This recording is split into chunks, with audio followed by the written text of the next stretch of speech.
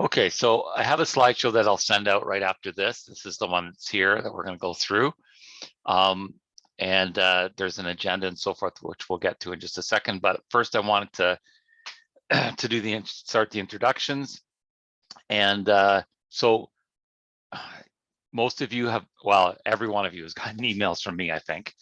My name is Paul Keenan. I'm a first senior mentor. And basically what that means is that my job is to work with teams in all the programs from the kindergartens to the grade 12s, and work with mentors, work with teams, help with events, and there's a whole bunch of things that we do.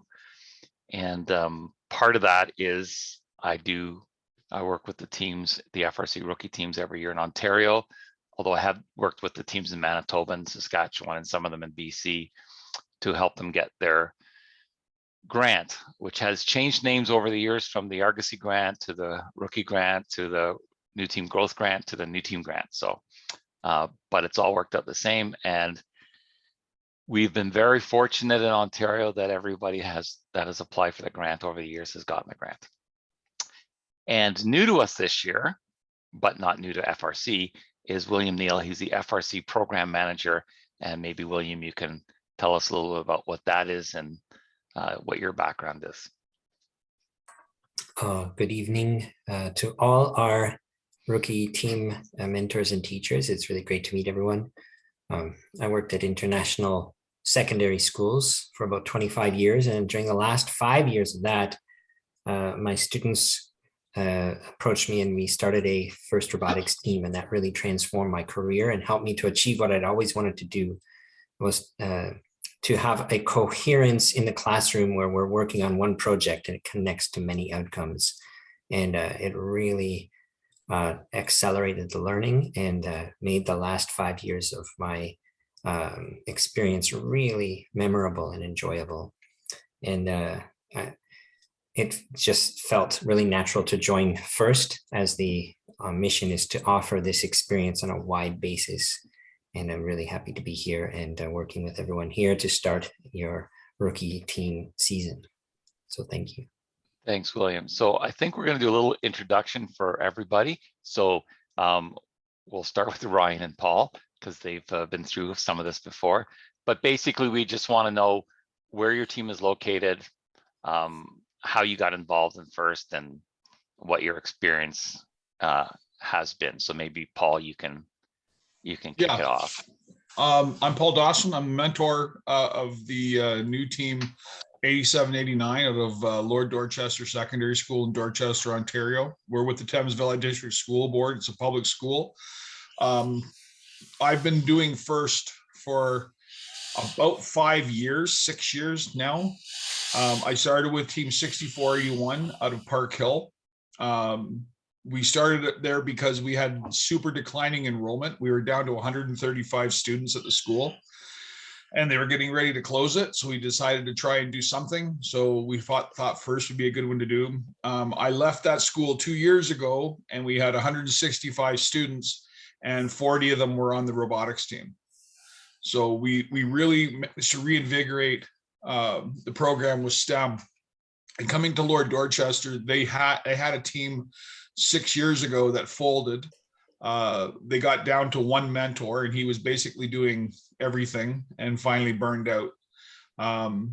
When I got there, he mentioned that he'd like to do it again, but he didn't want to do everything. And I said, well, you've come to the right guy. As William knows, when he met me at Western, when he was still with his fighting llamas, alpacas, I'm like a 57-year-old ball of energy. So I hope to see everybody out there at competitions, and I'd really love to meet other rookie teams. And good luck to everybody this season too. Thanks, Paul. Ryan, what about you? Yeah, I'm Ryan Rollins. I'm at IU Weldon Secondary School in Lindsay, Ontario. I went to the Trillium Lakelands District School Board. I started, I guess, my very first team was at Fenelon Falls Secondary School in Fenelon Falls, which is the same school board. That was team 6987. I guess that was like 2018. Our first year, we only had what do we have? Like 5 kids on the whole team. Something like that. And we went to provincials with 5 kids. I think we won a blue banner in North Bay and came in second at Georgian. So yeah, it's been great. It was Ian McTavish from the Hoyas, 4152 that basically once he found out that my background is in industrial robotics, and once he found out that there's somebody else that would like to do it, he's been bugging me since I started. So it's really good to have somebody like Ian helping out. Yeah, my principal that I had at Fenland, he switched to IE Weldon, and they lost their manufacturing teacher, so they kind of didn't have anybody in there. So he said, "Do you want to switch?" And I'm like, "Sure, why not?" Sometimes you just do a change, and the big thing is he came down to I think he watched the Fenland Falls team at provincials our second year, and he fell in love with it. He thinks it's the best thing that he's ever seen in all his years for kids, and getting a variety of kids engaged. He thought the engagement was out of this world. So he's a big supporter. We lost our PEG funding. We had this program enhancement grant from the school board. They've completely stripped that away. So we're just getting the team together and trying to get sponsorships, and it's kind of hard in a rural area, but we're working on it. Excellent. We'll go next to Adnan. Okay, there's the unmute button. Hi, everyone. My name's Adnan Zabiri. I'm a teacher at Toronto Prep School. It's a private school in Midtown Toronto. And we have roughly about 400 students at our school. And we're brand new. We're a fresh rookie team. And we just began just in September. And Paul was really vital for advising us to getting the whole momentum going. So thank you, Paul. And thanks, William, for everything that you do. My experience had more to do with teaching computer science for a number of years, where we were doing some pretty awesome, and I'd say high-end robotics, where students were doing some pretty complex problems. But there's a lot of focus on individuals, and we want to kind of transform that talent and try to make it into a team talent rather than just individual talent. And so that's we're new in that way, and we thought FRC would be an excellent way to kind of create a larger team culture and bring in a larger STEM culture into our school. And so now I think with the grant, I could feel that there's a huge difference across the whole school. Everyone is now in on it, and everyone feels very powered up. And so there's more and more, I can feel the backing. More and more teachers are sending students over to the robotics team. And so we want to do everything we can to try to get more female students involved, and to also then give back to the community as well, and showing them how we do robotics. So we're new. Our story is pretty brief in that way, but we're very much looking forward to the upcoming tournaments and building according to that. Great, thank you very much. Tony, what about you? Hello, everyone. My name is Tony. I'm actually still in university. So my old team is team 7267 Let's Go Robotics Club. I started that team in 2018 with the help of my supervising teacher from my high school. That team I was team captain for 2 years, 2018 and 2019. The year after that, 2020, I was actually with FRC team 7710 down in Toronto. And this year when I came back to Ottawa, it seems my old school's team got sort of hit by the COVID wave, so it's no longer competing.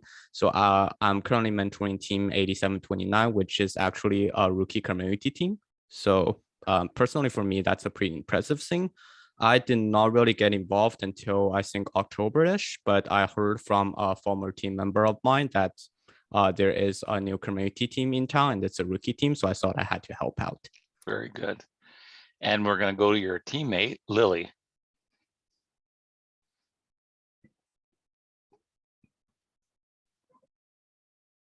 Hi, so my name is Lily. I'm actually a grade 10 student. I started this team, I think at like the end of the school, so beginning of summer. And Yeah, so we're a community team. We're just getting started. We're not really sure of how everything works, but we're figuring our way. Well, please ask any questions that you have of William, myself, Paul, or Ryan. Everybody would be happy to help, including the other teams in Ottawa. Ram, maybe we'll go next to you. Hi, everyone. My name is Mr. Ram Atwaru. My full name is Ram Narayan Atwaru. I have the students call me Ram, and I go by Mr. Ram.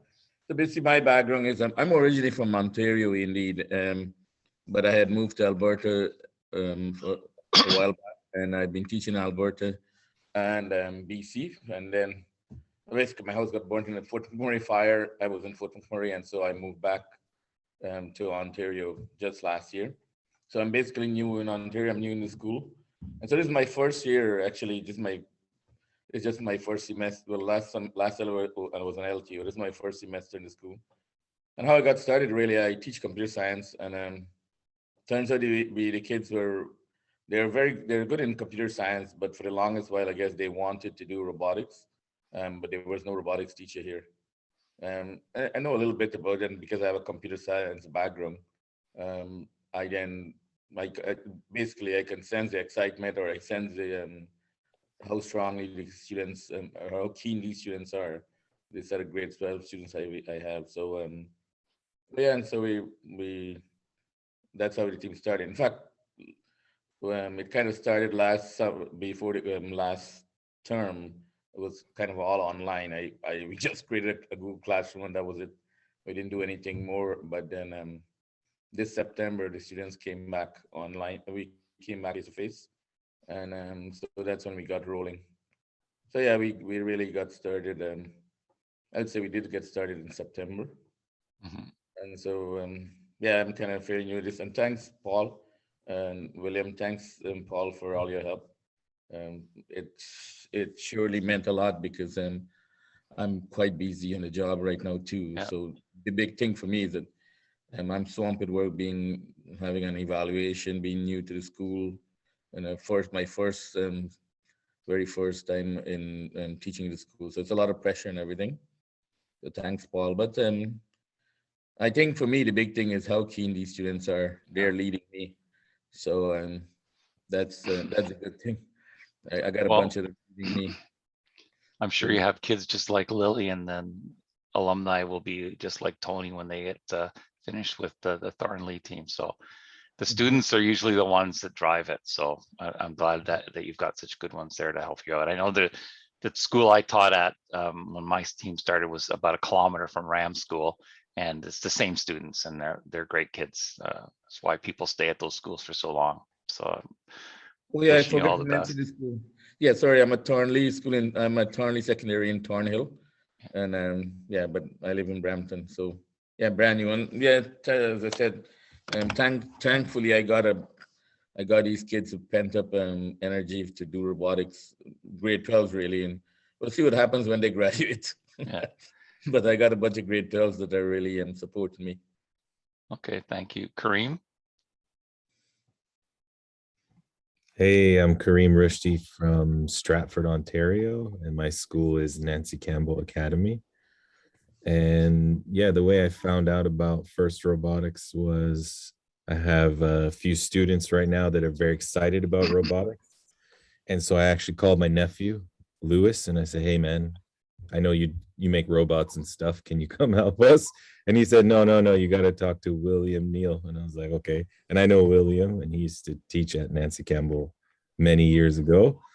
And so, yeah, then William said, yeah, man, let's do this. You gotta get involved. And so the students at our school are very excited and eager. Some of them have done robotics before, but there's also a great team for the marketing side. They're very excited to kind of capture what the team is doing and share it with the world, and the promotion side.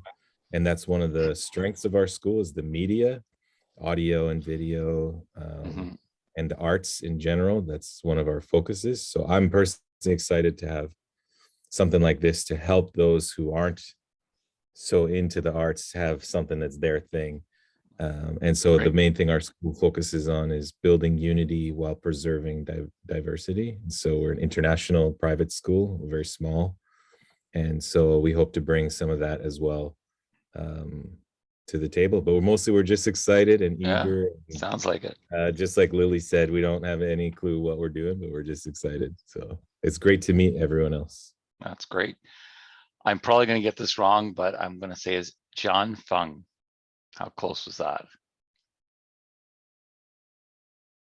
Not very close because they're not responding. No, did I get it wrong? Jian Feng. Close?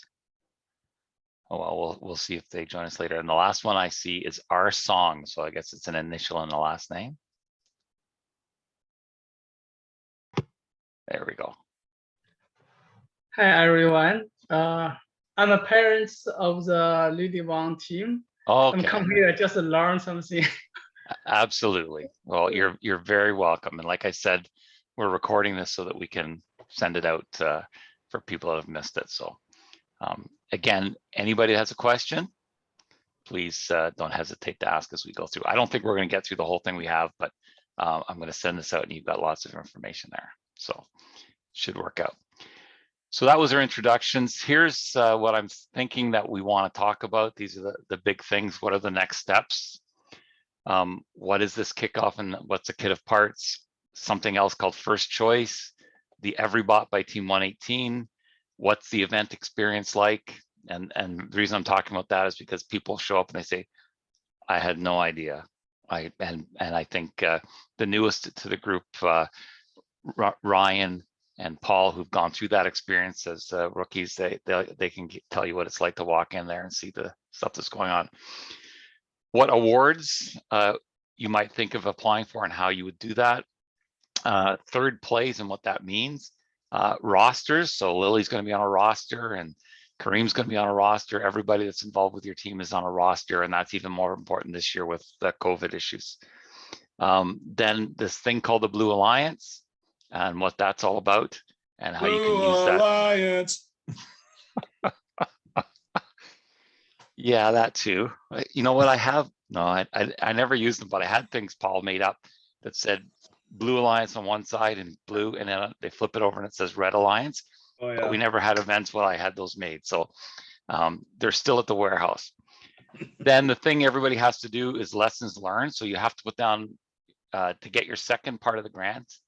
In June, you have to put up on social media what your lessons learned are, and then we'll do Q&A at the end of that. So here we go.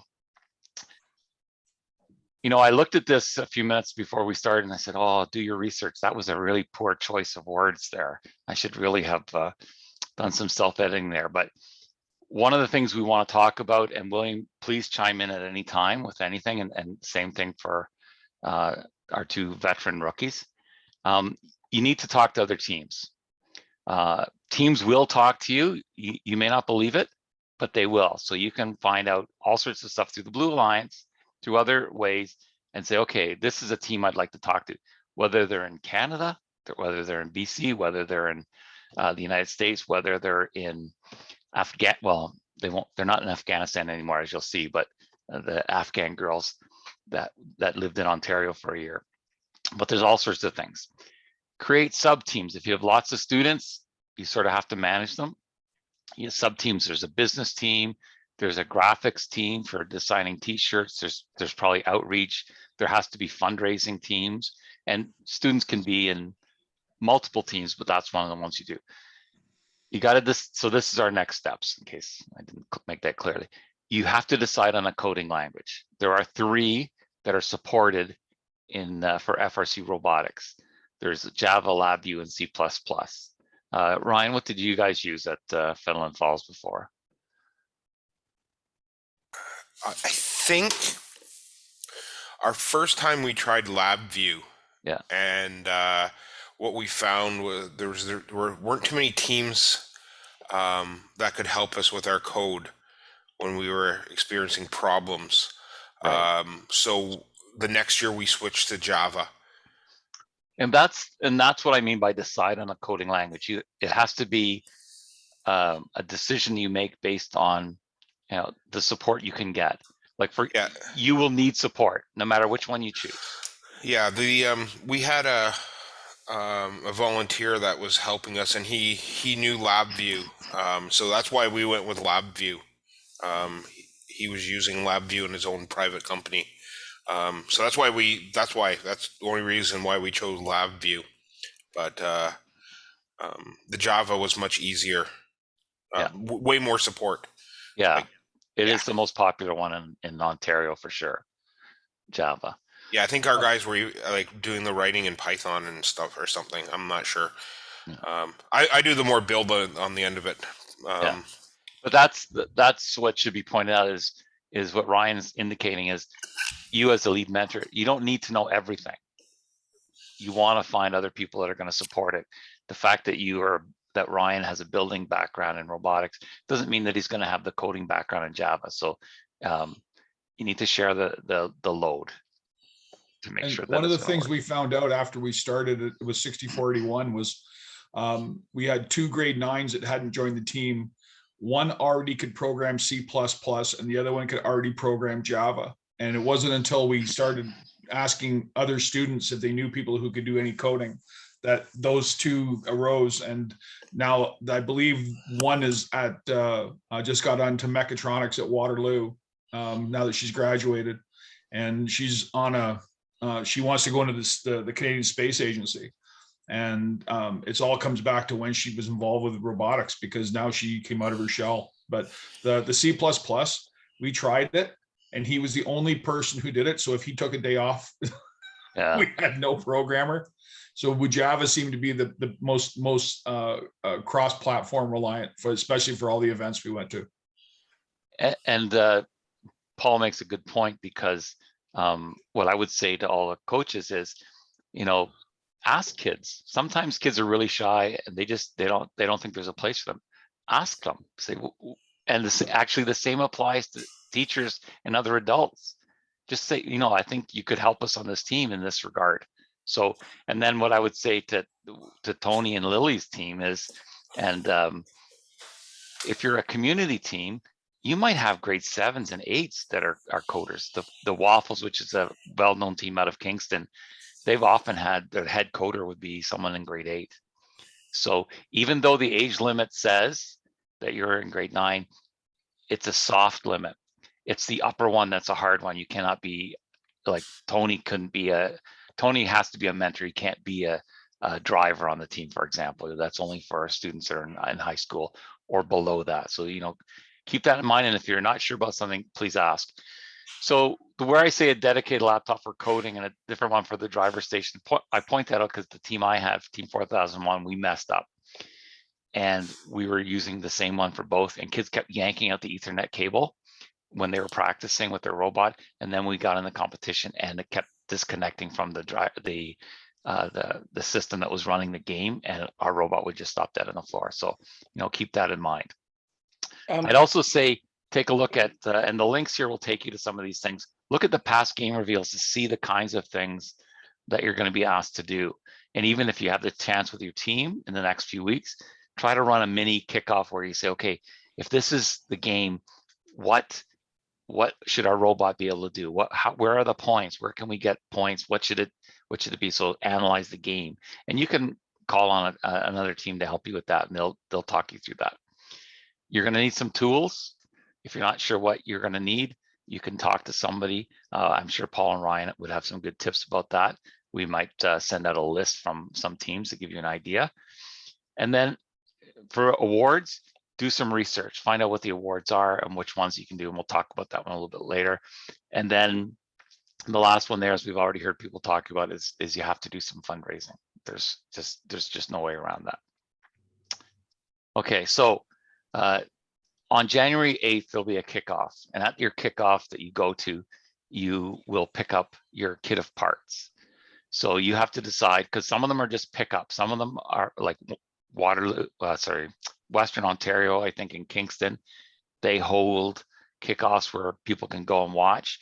If you're in Toronto, the one at Mississauga, for example, is just you go and pick up your kit of parts. So if that's the case, you have to know who's going to get it. It has to be one of the lead mentors. And if it's not one of the lead mentors, it has to be a surrogate. You would have to say, okay, so-and-so is going to pick it up. So for example, Tony, your team might have somebody in town from one of the other teams, and they'll say, we're going to go to Kingston and pick up the kit. Do you want us to pick up your kit? Because maybe you can't get to Kingston, right? So that is something that you can do. And I'll definitely be sending information out about that in case that's the case. That's something you have to do. So you have to pick a kickoff event. All right. In our situation, it's actually very nice. One of the Ottawa Carleton University's first robotics mentoring team is actually picking up everyone's kit. That's normally been the case for past years as well. That's perfect. So that'll work out. So they know the process and they'll know to get a surrogate farm. Paul, I have a question. Yes. I was wondering, just to clarify, so I see on the dashboard, it says, will you be picking up your kit at your local kickoff event? Yes. And so if you click no, then you, let's say in my case, I would go to Mississauga, which is close to Toronto, to go pick it up. Yeah. But if you say at the local kickoff event, then you have to actually go at the event and then pick it up. So would you get it earlier if you were to not pick it up from the local kickoff event? So none of us even know what the game is. I don't know what the game is. William doesn't know what the game is. And part of the reason they don't want to tell part of the reason that they wouldn't let you pick up your kit sooner is because they don't cross the border until close to that time anyways. But they think, and I don't know how they think this, but they do at headquarters, that if you saw what was in the kit, it would give you an idea of what the game was, and that may give you an advantage. So they don't do that. So somebody has to pick it up that. Now, I know what you're saying. Someone could be on vacation and you can't get there. If there's an issue with that, just let us know and we'll make some kind of arrangement to make sure we hang on to it, or someone else will hang on to it for you. So the link for what might be in the kit of parts is a kit of parts from previous years, and it just gives you an idea of the kinds of things that you're going to get. You're all going to get 2 totes and a chassis kit for building the chassis, probably some aluminum because that's what we always get. And inside the kit, inside the totes are going to be gears, motors, sensors, probably a laptop, like a mini laptop to use for the game, the drive team, and so on. So there's going to be a bunch of things. We don't know what's exactly in there, but I put a link there to what's been there in the past, so you get an idea, and then it'll change as we go along. So Paul, just to confirm, there is not a small laptop there, right? Yeah. I was going to ask the laptop question later on, but yeah, there is a small one. If not a laptop. Yeah, if worse comes to worse, and because one of the issues with schools is that those laptops are often imaged. If you need a laptop, I can give you a laptop. Just let me know, and we can arrange to get a laptop to you so that you can have one for your coding, for example. And if it goes to a school, it'll have a big sticker on it. I'll move that poor little guy. It'll have a big sticker that looks like this. And part of the reason that's on there is because it's been donated. And the other reason is because sometimes when they come into a school, the IT people will say, oh, okay, let's take this laptop and image it. But if that's the case, you can always say, well, it's just on loan to us from First Canada. We really can't image it. Although I'll say it's on loan, but I'm using the air quotes. It's yours to keep. So if that's a situation your team needs, you contact me and we'll make arrangements to get them to you. Within a week of you opening your kit of parts, you need to take inventory to see if something's missing. Thousands of these kits go out, something might be missing. And then because that day there'll be an inventory with pictures on, because sometimes some of the parts you would never have seen before. So it comes with a picture to make sure you've got the right parts. So you have a week to submit a missing parts thing. The virtual kit of parts is software. There'll be a lot of 3D design software like Autodesk's Fusion 360, PTC's Creo, licenses for SolidWorks and so forth for the students to use. And then one of the things we always say is when the manual comes out, and it'll come out that same day, January 8th, you should read it. We had a team the year I started, and they're a great team, but they didn't really read it that carefully, and they didn't see what the weight restriction was. So they weren't building it out of aluminum, and they were building out of steel. And that's going to exceed the weight limits for sure. Paul, you were going to say something. Yeah, you just said that, I thought lightning holes. Yeah. That's where you're drilling as many holes in it as you possibly can to take weight Yeah. weight away. Yeah. So they're like, it's like Swiss cheese, some of the chassis, because people are drilling holes and stuff to take weight down because they got to make the weight. I will say something about the kit of parts though, is that to the teams that are new, the mentors that are new to FIRST, seriously, as soon as you get the kit with team members, go through every single piece and itemize it. One year we were missing a sim motor, and we contacted John and within, I think, about 48 hours we were contacted, and there was another one that was being sent to us. So these things are important, especially your big sim motors for drive. You want to make sure you have them, and it wasn't in the kit, actually. It was actually the one that was missing out of the AndyMark box. Chassis, yeah. So you just, if you're at an event and you are missing something like that, do not feel ashamed to go talk to other teams or go to the main desk about it and ask for some support on things like that if you're missing something.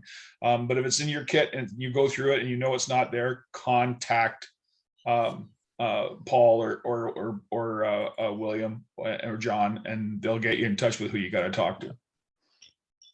So one of the first things your team's going to do after, and they may be doing this while you're picking up the kit of parts because they'll see the reveal, is figure out where the points are. How do we score points? What can we as a rookie team with whatever resources we have score the points?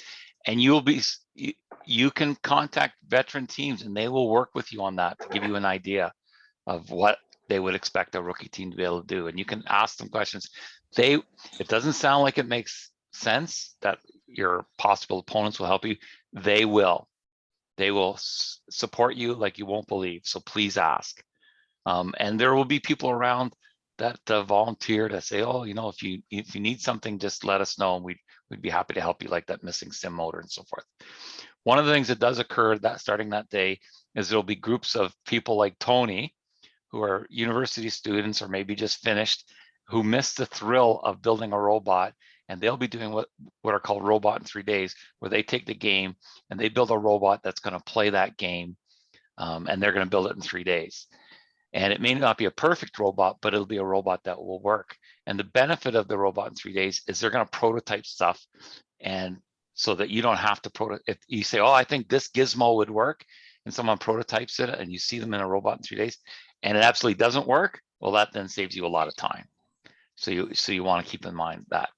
And then the last one that's there is this thing called the Everybot. And the Everybot is created by a team in Texas.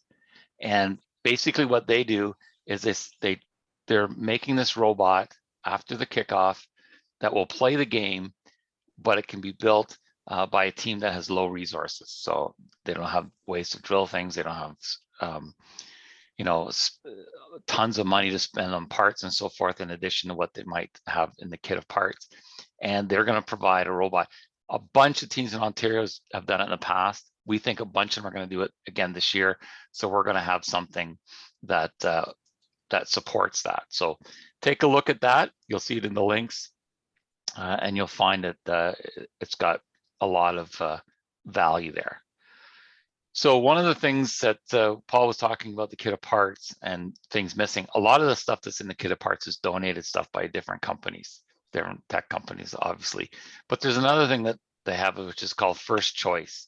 And that's where there's a listing on the AndyMark site, and you would have a certain number of team credits, and to say this part is worth this many credits. And then you can create a wish list of those things. In fact, if you go there, and it's more difficult to explain than what I'm doing right now. That's why there's a video that they've created to explain that. And not only that, but they also have wish lists. Oh, this is a wish list that a rookie might consider, and so that you can order these things. They're all free. However, you have to pay the shipping. So you might want to take a look at that and see. And I think, Ryan and Paul have been involved with that, and they might be able to talk about that a little bit. What I would say is watch your shipping costs. I think our first year, all we ordered was, because we weren't really sure, and we ordered like an air compressor and some air fittings, and the shipping bill was something like $80. Yeah, and it was incredible. And then the next year we ordered like a whole bunch of things. We ordered like a PDP and um, uh, like the pneumatic control modules and the solenoid modules, and like we ordered a whole bunch, and it was cheaper. So it was like Yeah. order more, you save money. Yeah. It was just really weird. Well, Yeah, it's just sorry. it's the amount of stuff they put in the if you're looking through your list of things that you want to order, be sure you know what you want, and order it all at the same time so that there's only one shipping bill. We did this before when we were trying to build our elevator to get to the blocks into the scale, and we ordered something and then ordered something again and then ordered something again, and all three came, and it was like $50, $70, $80 for shipping, and that killed our budget pretty quick. Sorry, Ram, are we late? When is this happening? I saw an email and I kind of was so busy I kind of ignored it. Did this apply to us, and did it already happen? So that's a really good question. And I wanted to mention that because there was an email that you would have gotten today that said that you have to pick from First Headquarters. I think it was from Chris Rake or somebody. And it said that you had to, if you get an email saying that you have to pay First Headquarters anything, ignore it. Because the way that Ontario does it is you'll get an invoice, I think on Monday, with all the deductions taken off for your grants and so forth. And then we'll send in to the headquarters that these are the secure teams. These are the teams that are going to go forward. And then we'll send the money for registration into them. So they're supposed to have blocked that for Ontario teams so we don't get those. But I saw one today, so I'm not so sure they always get that. So this will start on the 15th that it opens up, but it's going to go. So it's a lottery. So you'll put in your list. You'll have a few weeks to do that. And then it'll be a lottery where it goes through and you'll get what's on your list. So you want to, as Paul said and Ryan said, pick a whole bunch of things that will fill out your list. But that should take place. You'll have at least a month into December to do that. And then on January 8th, you'll get more first choice credits.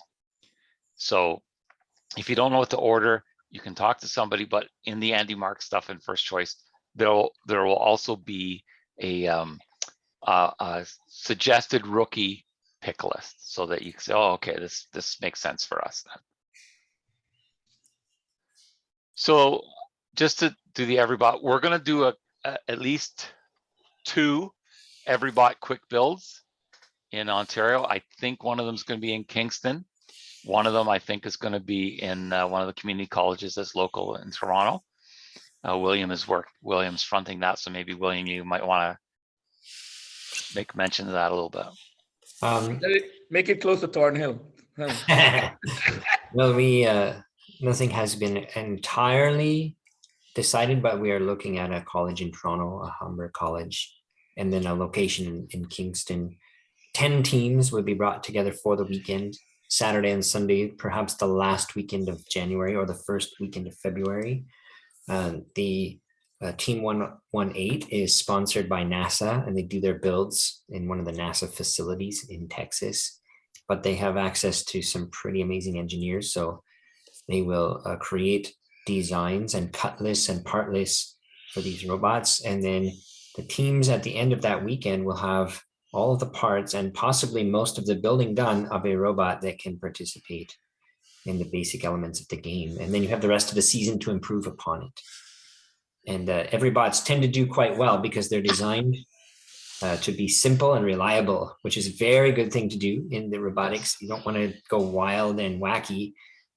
Simple and reliable is not as flashy, but it certainly does consistently run, and that's what you want in a competition. And so, yeah, can we be successful with an Everybot? People have before gone pretty far with an Everybot. Ram? Yes, so that I'm really excited about this because you can see I'm an old man. I really believe in this. So I got, on the country, I have some kids that are like race horses there.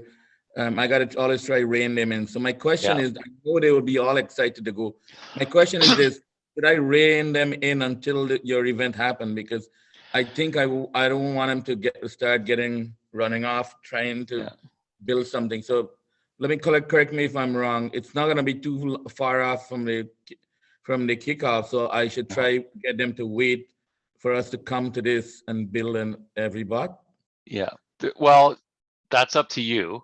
What I will tell you, having worked with the exact same kids that are at your school when in that community, is they'll want to go crazy, especially the grade 12 kids. They want to go, wow, I want to do something amazing to impress the other people that I meet who did first when I go to university.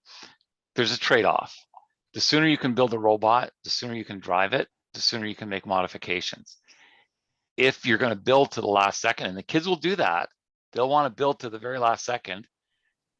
But if you don't get any driving, so even if you have a mediocre robot, the amount of driving practice you get in is going to make a huge difference in how your robot performs. So there's a trade-off. What I would say is at that point, hopefully they're talking to other people and other teams and they're getting an idea that this is a viable thing. William, you were going to add to that. What date is this? Maybe I got the dates wrong. You're saying, oh, right, the kickoff is on the 8th and oh, wow. So when is this happening? Sorry, I missed that. The last week of January. Okay, that beat me to pulp by then. But there are many things you can do in January. You can build your robot base, and then you can have the students work on prototyping during that time leading up to the Everybot. It won't interfere as long as you keep the robot base separate from your little modules of little motors and things.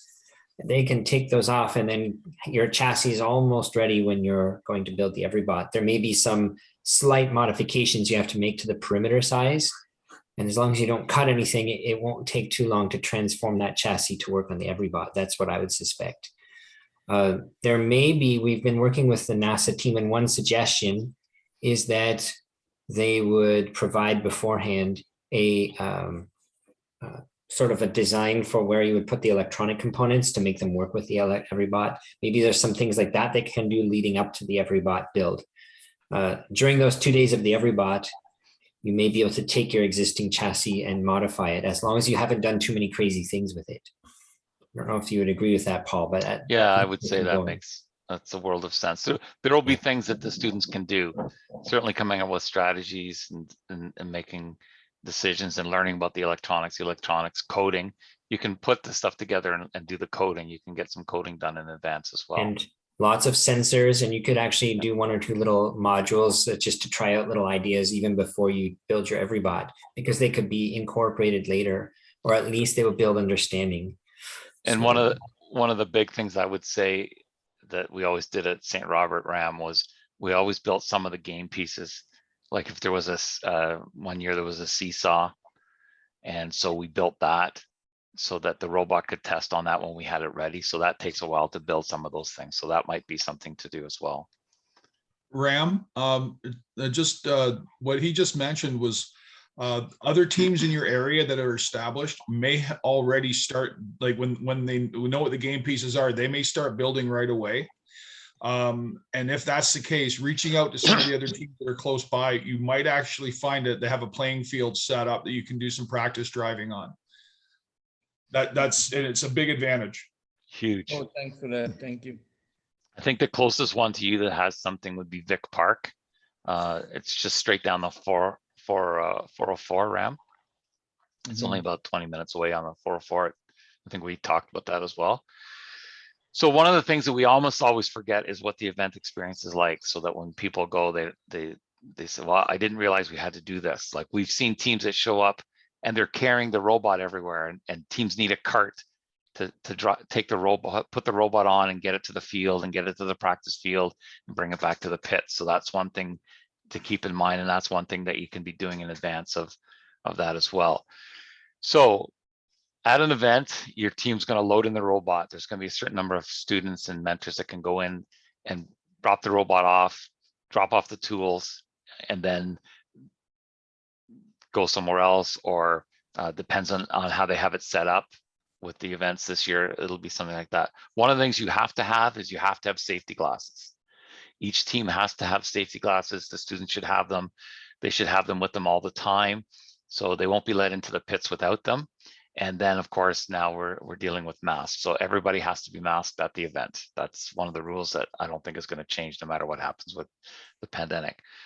So you would set up your pit. If you look, I'm going to guess, Ryan and Paul, that the pits this year will be sort of minimal because teams have less time to set them up, but sometimes they get quite elaborate. The place, you're going to have a 10-foot by 10-foot by 10-foot tall space to put your pit in. Have you thought of that, Paul?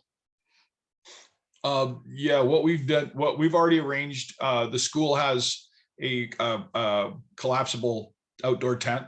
Yeah. And which we used at North Mid. I had one there. It's nice because they are 10-foot by 10-foot, so you know what your spacing is. When you open it up, you can hang lights on the inside. We used to use a trouble light. There is power provided usually at every event for each pit, so there will be AC outlets there. Bring a good power bar if you have a few things that need to be plugged in, everybody's phone, and have that set up so that it's not being, one plug will be for your light, the other plug will be for your power bar. So if you have to charge batteries for your tools, or if you need to charge batteries for your robot, bring spare batteries. I'm not sure what comes with the kit apart anymore. I think it was 2 batteries originally. Yeah. When you do buy your stuff from AndyMark, you may want to pick up a 3rd or 4th battery and keep them dated, so you know when you bought them and you know what their charges are. There's nothing worse than going out into a 3-minute match and having 2 minutes of juice in a battery. And it happens. And the other thing is get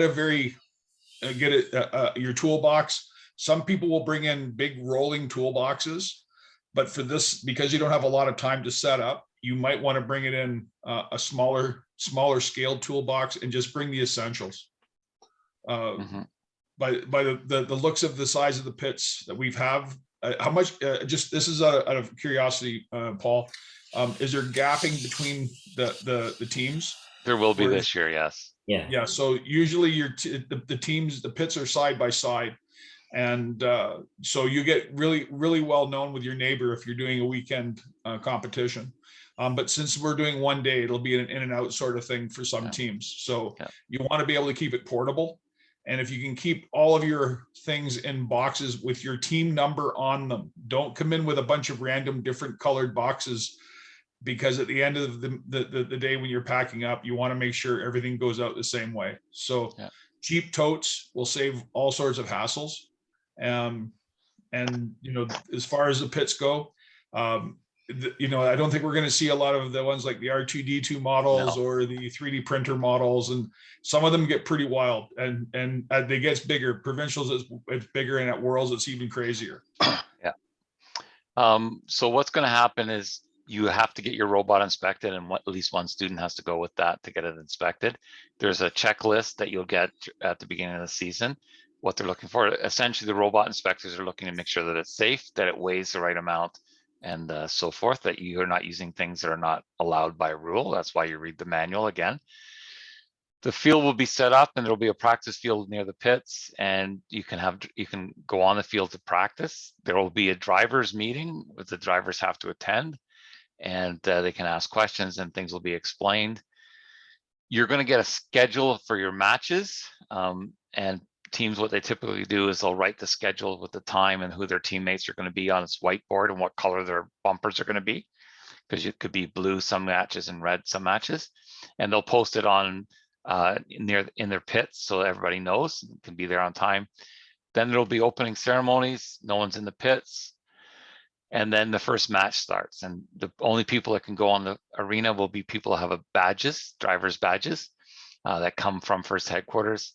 And as already mentioned, someone has to be do the job of making sure there's a fresh battery in the robot for each match, and that the old ones are getting charged.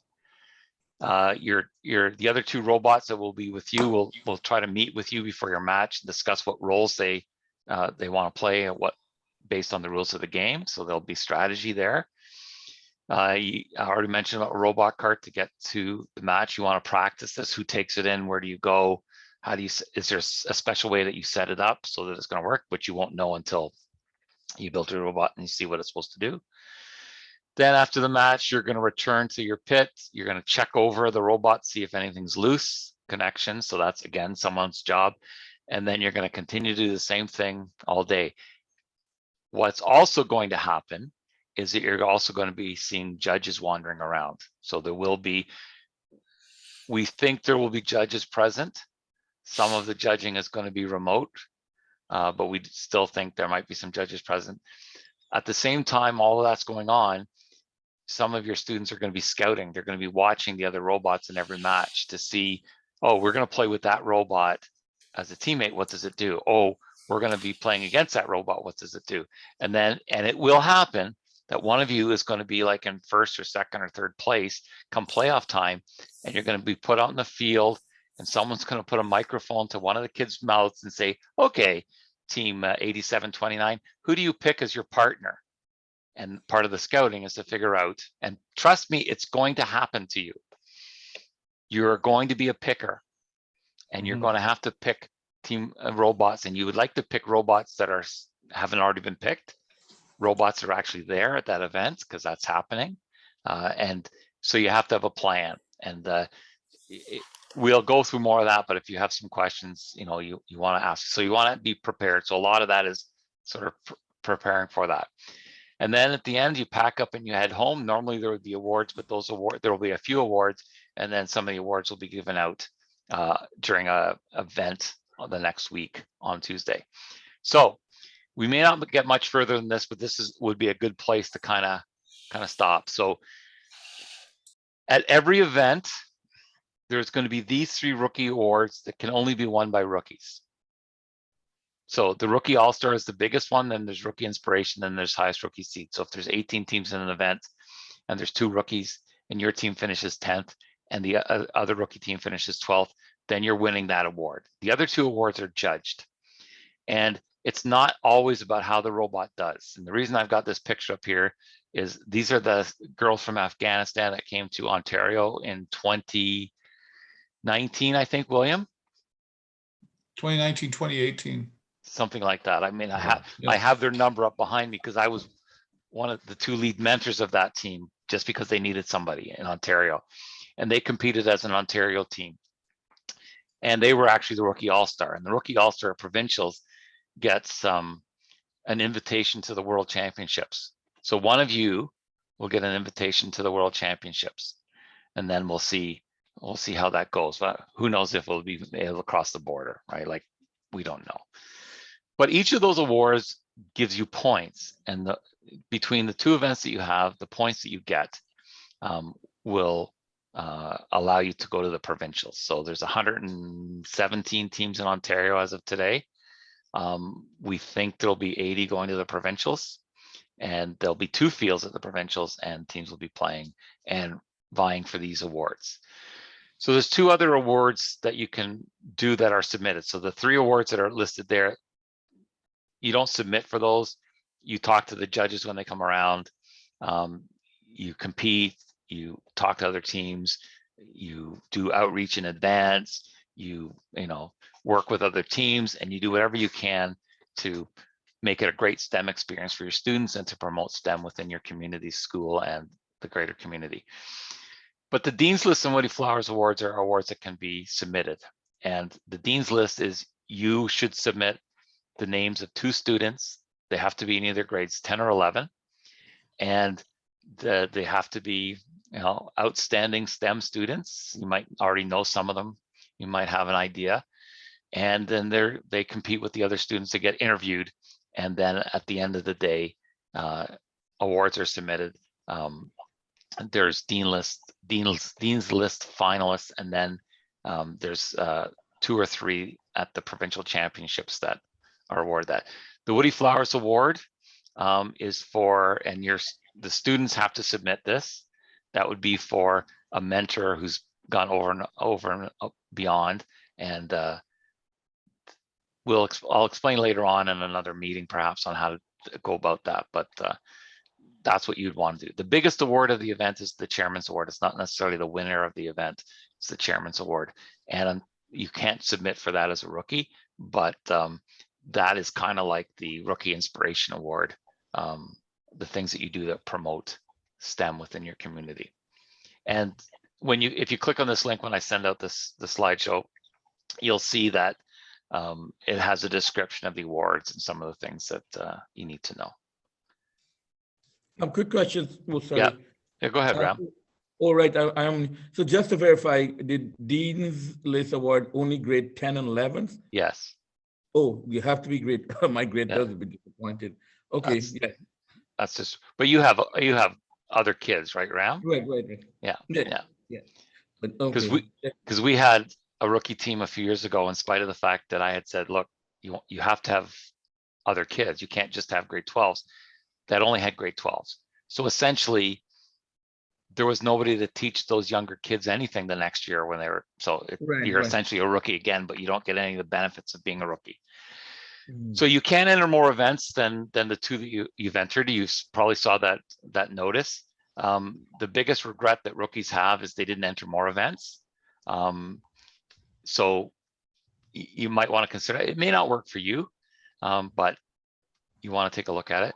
If you go into a third event or even a third and fourth event, those you can't get points for those. The points that you will get are for the first two events that you compete in. Okay, and the cost was announced, I think, yesterday, William, was it? Yeah, it's going to be $500 for each additional event. Right. And that can be offset by the $1,000 sort of bonus cash that is going to be received by teams in January. Yeah. And typically they cost $1,300 to go into a second event. Yeah, sorry, I missed that. Yes, say that again. That's the part I want to understand. You only get points for what again? For your first two events. Yeah. But the thing is, okay, right. So by the time you register, just so I confirm, by the time you register your third event, I would have picked two already. But even though I picked them earlier, it just goes by the calendar dates, right? Yes. Okay. That's right. That's right. You're absolutely correct. So then this may be the last one then. How many? I have a couple more. So this is directly out of the dashboard, and it says that you have to have all the members of your team registered. It's not easy to do that. It's not easy to track them down to make sure that they do that, but they can't be at an event unless they're registered. And this is even a bigger deal now with the COVID. There's instructions there on how to do that. I'm not going to go through it, but if you have any other questions, you can certainly ask. And when you go to your event, Paul talked about the PA and the pits.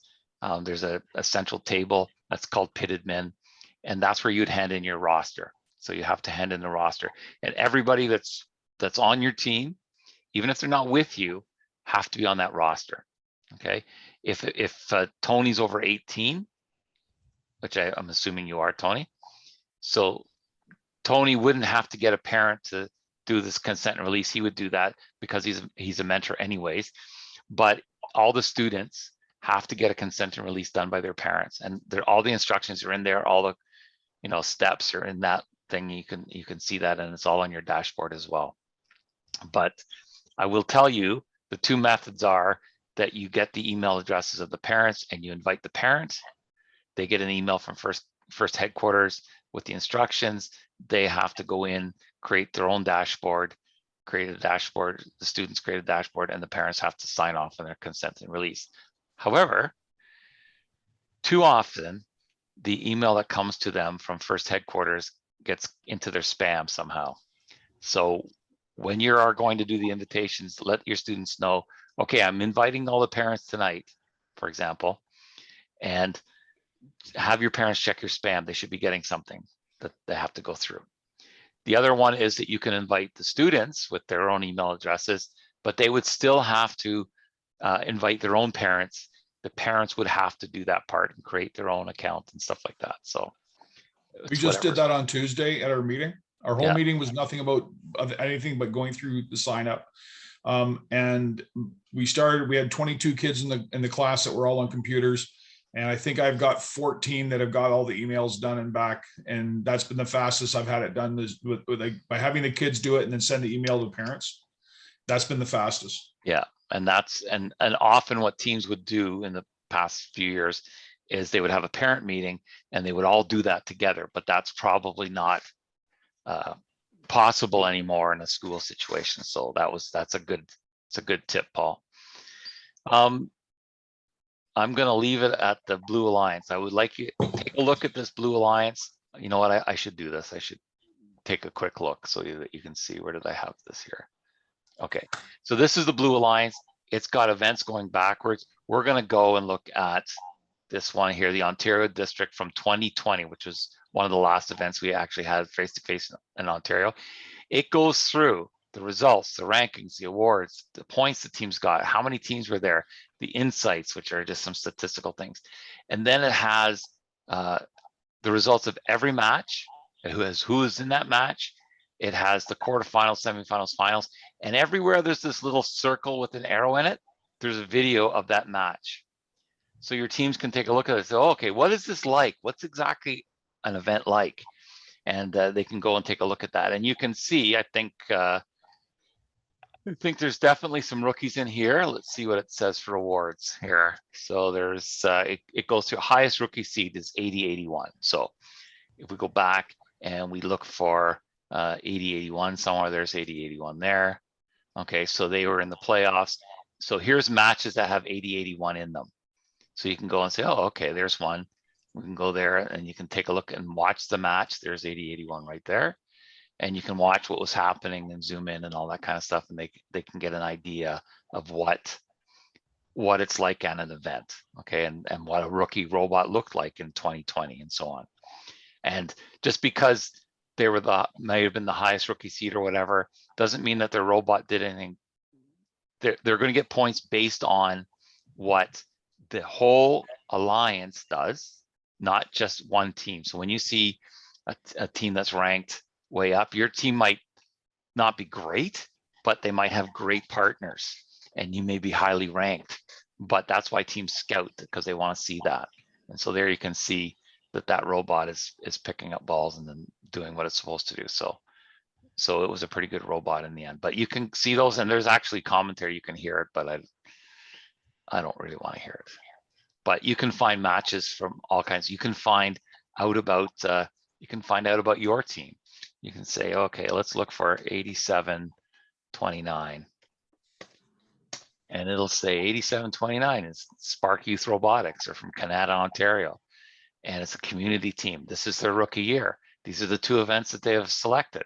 And once they've gone through those events, it'll list awards and results and so forth. So it's very comprehensive. So you can go and look in there and say, okay, you know what I want to do?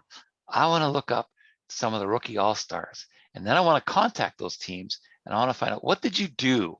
What do you never really know. What do you think you did that made you the rookie all-star at that event? Paul, did you have something you wanted to add there? Oh, sorry, the contact information going to be there? No, not necessarily. Oh, okay. But if you want to find them, if you know the team, you can say to me, and what I would have to do is I would have to contact them and say, okay, this rookie team is wanting to contact you. Is that okay? Do you have somebody? Because I have all that information.